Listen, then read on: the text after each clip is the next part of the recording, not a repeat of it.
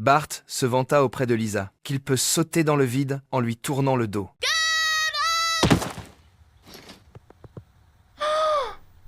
Maman, tu te souviens, tu souhaitais qu'on ne grandisse jamais? Peu après, il est emmené d'urgence à l'hôpital. Le médecin annonce que Bart est tombé dans le coma et qu'il ne se réveillera probablement jamais. Marge essaie de le stimuler avec le nouveau vélo dont il rêvait depuis longtemps. Mais cela n'a absolument aucun effet. En voyant la souffrance de Marge, le médecin lui propose de remplacer Bart par un enfant mécanique. Très vite, le robot est livré chez les Simpsons. Les employés le sortent de sa boîte, puis l'activent.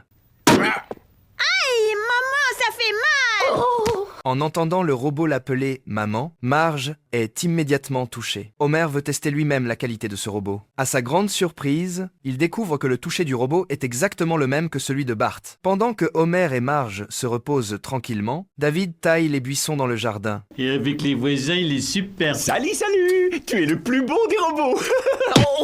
Oh, mes flancs de roulette!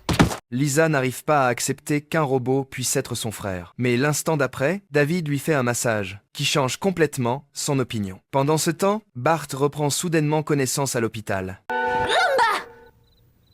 Qu'est-ce que... Il s'échappe discrètement par la porte arrière de l'hôpital. De l'autre côté, toute la famille profite des nombreux services offerts par David. Homer découvre même qu'un appareil pour préparer des crêpes est caché dans la tête de David. À ce moment-là, Homer voit Bart debout devant la porte. Bart les accuse furieusement de l'avoir remplacé par un robot. Bart, on peut devenir amis. Et mon cul, c'est du poulet? Je vais te dire ça tout de suite. David fabrique une poupée avec le short de Bart, puis l'offre à Maggie. Tiens, fais-moi un chat.